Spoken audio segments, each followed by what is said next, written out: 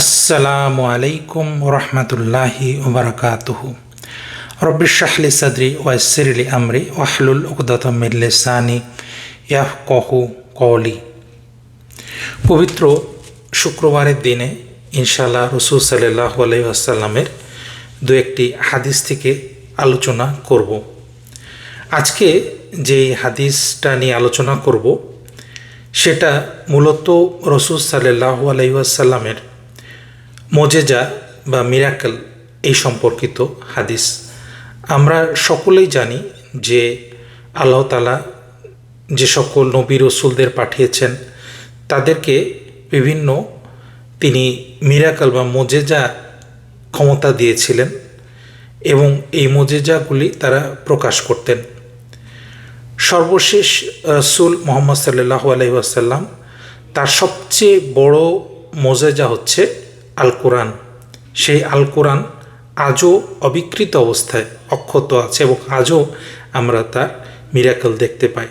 তবে এটা ছাড়াও তার আরও অন্যান্য মিরাকেলও ছিল যেটা আমাদের জানা উচিত।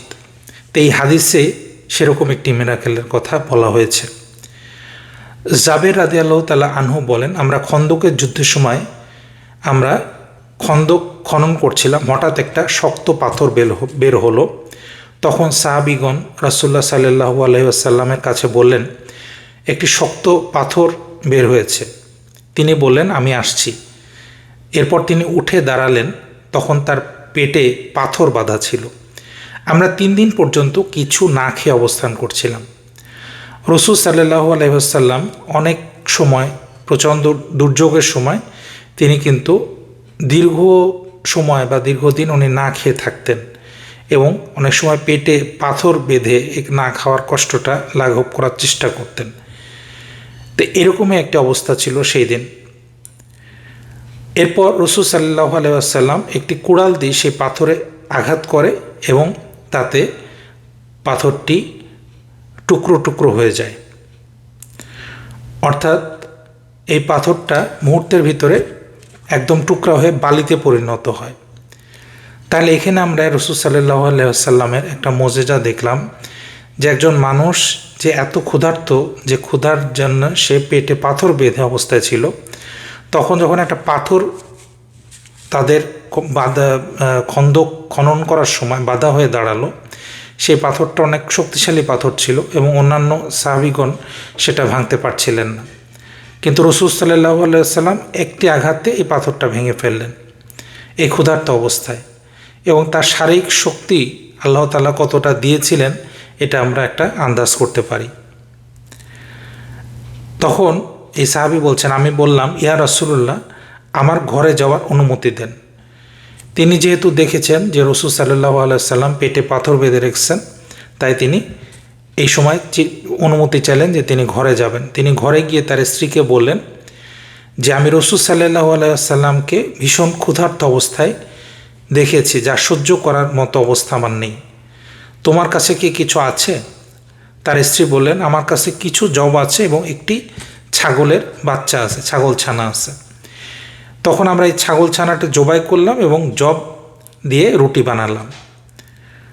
অতঃপর ডেকচিতে গোশত চড়িয়ে রাসূল সাল্লাল্লাহু আলাইহি ওয়াসাল্লামের নিকট উপস্থিত হলাম। ইতিমধ্যে রুটি তৈরির উপযুক্ত হয়ে গেল এই জবগুলা এবং চুলার উপরে ডেকচিতে গোশত রান্না হচ্ছিল। আমি তখন বললাম, ইয়া রাসূলুল্লাহ, অল্প কিছু খাবারের ব্যবস্থা আছে, খুব সামান্য খাবার, অতএব আপনি চলুন এবং আপনার সাথে 1 বা 2 মানুষ নিতে পারেন। অর্থাৎ খুব অল্প পরিমাণ খাবার যেটা রাসূল সাল্লাল্লাহু আলাইহি ওয়াসাল্লাম খেতে পারবেন এবং তার সাথে হয়তো 1 ম্যাক্সিমাম 2 মানুষ খেতে পারবেন। আমি তাকে বললাম, তখন তিনি বললেন যে তোমার এই কি তোমরা খাবারের ব্যবস্থা করেছ? তখন তিনি বললেন যে একটি ছোট্ট ছাগল ছানা এবং কিছু জবের রুটি। তখন রাসূল সাল্লাল্লাহু আলাইহি ওয়াসাল্লাম বললেন, এ তো অনেক বেশি, যাও তোমার স্ত্রীকে বলো আমি আসার আগ পর্যন্ত ডেকচি যেন না নামায় এবং চুলা থেকে রুটিও যেন না নামায়। এরপর তিনি বললেন, তোমরা সবাই চলো। অর্থাৎ তার সাহাবীদের সবাইকে তিনি বললেন। অতএব মুহাজির এবং আনসার সবাই উঠে পড়ল।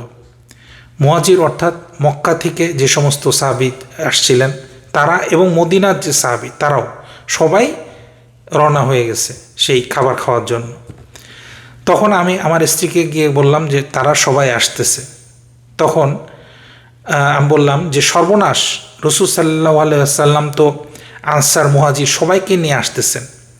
তখন আমার স্ত্রী বলল, তোমাকে কিছু জিজ্ঞেস করেছেন কি? আমি বললাম হ্যাঁ। এরপর রাসূল সাল্লাল্লাহু আলাইহি ওয়াসাল্লাম বললেন, সবাই প্রবেশ করো, তবে শোরগোল করো না। তোমরা সবাই প্রবেশ করো, কিন্তু কোনো জোরে কথা বলো না, শোরগোল করো না, কারণ এটা কারোর একজনের বাড়ি। এরপর তিনি রুটি টুকরা দিয়ে গোশত দিয়ে সাহাবীদেরকে দিতে লাগলেন এবং রুটি এবং গোশত নেয়ার সাথে সাথে ডেকচি এবং চুলা ঢেকে দিচ্ছিলেন। এরপর রাসূল সাল্লাল্লাহু আলাইহি সাল্লাম নিজেই খাবারগুলো সার্ভ করলেন। তিনি রুটি টুকরা টুকরা করে দিচ্ছিলেন এবং মাংস এগুলো নিয়ে সাহাবীদেরকে সার্ভ করছিলেন, এবং যখনই তিনি নিচ্ছিলেন এরপরে তিনি আবার এই ডেকচি চুলাটা ঢেকে দিচ্ছিলেন, যাতে এর ভিতরে কী পরিমাণ আছে এটা আর কেউ দেখতে না পায়। এরকম করে তিনি খাওয়াতে খাওয়াতে দেখা গেল সবার পেট ভরে গেল। এরপর তুমি বললেন, এরপর তোমরা খাও, অর্থাৎ যে সাহাবী রাসূল সাল্লাল্লাহু আলাইহি ওয়াসাল্লামকে দাওয়াত দিয়ে আনছিলেন তাদেরকে বললেন যে তোমরা খাও এবং মানুষকে হাদিয়া দাও, এবং কিছু মানুষকেও তোমার আশেপাশের প্রতিবেশী যারা ক্ষুধার্ত আছে তাদেরকে এই খাবারটা দাও, কারণ মানুষ এখন দুর্ভিক্ষে ভুগছে। অর্থাৎ দেখেন, যেই খাবারটা অতি সামান্য একটা খাবারের আয়োজন করেছিলেন এই সাহাবী শুধুমাত্র রাসূল সাল্লাল্লাহু আলাইহি ওয়াসাল্লামের জন্য এবং তার সাথে হয়তো আরও দু একজন সাহাবীর জন্য, সেই খাবার দিয়ে বহু মানুষ আনসার এবং মুহাজির সাহাবীগণ এবং ওই যে যারা মেহমানদারি করেছিল তারা এবং আশেপাশে মানুষ সবাই এই খাবার খেয়েছিল। তাহলে এটা রাসূল সাল্লাল্লাহু আলাইহি ওয়াসাল্লামের একটা মুজিজা আমরা দেখলাম। এরকমই আরেকটি হাদিস আসছে আনাস রাদিয়াল্লাহু তাআলা আনহু থেকে বর্ণিত। আবু তালহা এবং উম্মে সুলাইম এর স্বর শুনেছি অতি দুর্বল। আমার মনে হলো তিনি ক্ষুধার্ত, তোমার কাছে কিছু আছে কি? অর্থাৎ রাসূল সাল্লাল্লাহু আলাইহি ওয়াসাল্লামের একজন খালা ছিলেন, খালা সম্পর্কেও একজন আত্মীয় ছিলেন, তার নাম ছিল উম্মে সুলাইম এবং তার স্বামী ছিলেন আবু তালহা। তো তিনি যখন রাসূল সাল্লাল্লাহু আলাইহি ওয়াসাল্লামের স্বর শুনলেন তার মনে হলো যিনি অত্যন্ত ক্ষুধার্ত। তখন তিনি তার স্ত্রীর কাছে এসে বললেন যে তোমার কাছে কোনো খাবার আছে কি না? তিনি বললেন তার কাছে কিছু জবের রুটি আছে, একটা রুটি আছে।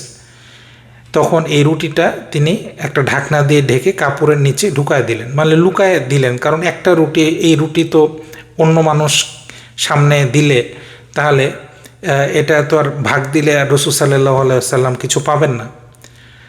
তখন এই রুটিটা দিয়ে আনাস রাদিয়াল্লাহু তাআলা আনহু যিনি হচ্ছেন রাসূল সাল্লাল্লাহু আলাইহি ওয়াসাল্লামের খাদেম, তার হাত দিয়ে পাঠায় দিলেন তাকে একটা রুটি দিয়ে।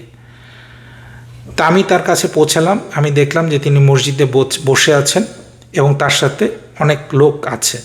আমি তাদের কাছে গিয়ে দাঁড়ালাম। রাসূল সাল্লাল্লাহু আলাইহি ওয়াসাল্লাম আমাকে জিজ্ঞেস করলেন, তোমাকে কি আবু তালহা পাঠিয়েছে? যখন তিনি আনাস রাদিয়াল্লাহু তাআলা আনহুকে দেখলেন, যেহেতু তিনি রাসূল, তিনি জানতেন যে অনেক কিছু তিনি জানতেন যেটা সাধারণ মানুষ জানতো না। তিনি তাকে দেখেই বুঝলেন যে আবু তালহা তাকে পাঠিয়েছে। তখন আমি বললাম হ্যাঁ। তিনি বললেন, তোমাকে খানার জন্য পাঠিয়েছে? আমি বললাম হ্যাঁ। তখন রাসূল সাল্লাল্লাহু আলাইহি ওয়াসাল্লাম বললেন, চলো তোমরা সবাই। তখন তার আশেপাশে যত মানুষ ছিল সবাইকে বললেন যে তোমরা চলো। আমি তাদের মধ্যে থেকে বের হয়ে আবু তালহার কাছে আসলাম এবং তাকে খবর দিলাম। তো এই অবস্থা দেখে আনাস রাদিয়াল্লাহু তাআলা আনহু খুব দ্রুত আবু তালহার কাছে আসলেন এবং তাকে খবর দিলেন যে সবাই তো আসতেছে খাওয়ার জন্য। তখন আবু তালহা বললেন, হে উম্মে সুলাইম, রাসূল সাল্লাল্লাহু আলাইহি ওয়াসাল্লাম লোকদের নিয়ে আসছেন, অথচ আমাদের কাছে তাকে খাওয়ানোর মতো কিছুই নেই। আল্লাহ এবং তার রাসূলই ভালো জানেন। এরপর আবু তালহা গিয়ে রাসূল সাল্লাল্লাহু আলাইহি ওয়াসাল্লামের সাথে সাক্ষাৎ করলেন। তিনি আবু তালহার সাথে তার ঘরে প্রবেশ করলেন এবং রাসূল সাল্লাল্লাহু আলাইহি ওয়াসাল্লাম তখন বললেন, হে উম্মে সুলাইম, তোমার কাছে যা আছে তা নিয়ে আসো। তিনি সেই রুটিটা নিয়ে আসলেন, একটা রুটি। রাসূল সাল্লাল্লাহু আলাইহি ওয়াসাল্লাম তাকে টুকরো টুকরো করতে বললেন যে রুটিটা টুকরো টুকরো করো, ছোট ছোট ভাগে ভাগ করো। এই রুটি টুকরো টুকরো করা হলো। উম্মে সুলাইম তাতে ঘিয়ের পাত্রটি চড়িয়ে তরকারি তৈরি করলেন। তখন ওই রুটি দিয়ে একটা তরকারি তৈরি করলেন এবং তারপর রাসূল সাল্লাল্লাহু আলাইহি ওয়াসাল্লাম কিছু দোয়া পড়ে দিলেন। তারপর বললেন 10 জনকে আসতে বলো। তিনি যে সমস্ত মানুষ নিয়ে আসছিলেন তাদের ভিতরে বললেন যে 10 জনকে আসতে বলো। 10 জন আসলো এবং তারা এসে পেট ভরে খাবার খেয়ে গেল। এরপর বললেন আরও 10 জন আসো। এভাবে 10 জন করে আসতে লাগলো। এভাবে প্রতিবার 10 জন করে আসতে লাগলো এবং তারা পেট ভরে খাবার খেয়ে গেল। এভাবে সেদিন 70 থেকে 80 জন মানুষ খাবার খেয়েছিল। এই হাদিসটি এসেছে বুখারী এবং মুসলিম শরীফে। সুতরাং আমরা দেখলাম এই দুটি হাদিস থেকে যে রাসূল সাল্লাল্লাহু আলাইহি ওয়াসাল্লামের যে মুজিজাগুলো ছিল, যেগুলো আমরা অনেকেই জানি না, কীভাবে রাসূল সাল্লাল্লাহু আলাইহি ওয়াসাল্লাম খুব সামান্য খাবার থেকে, একজনের খাবার থেকে বহু মানুষকে খাইয়েছেন। এটা রাসূল সাল্লাল্লাহু আলাইহি ওয়াসাল্লামের মুজিজা, যেটা আল্লাহর নির্দেশে তিনি দেখাতে পেরেছিলেন। তো এই সমস্ত মুজিজার কারণে যুগে যুগে যে সমস্ত নবী রাসূলগণ এসেছেন তাদের উপরে মানুষ বিশ্বাস স্থাপন করেছে এবং তারা বুঝতে পেরেছে তারা আল্লাহর পক্ষ থেকে প্রেরিত রাসূল। আল্লাহ রাব্বুল আলামিন আমাদের সকলকে বোঝার তৌফিক দান করুন। আসসালামু আলাইকুম ওয়া রাহমাতুল্লাহি ওয়া বারাকাতুহু।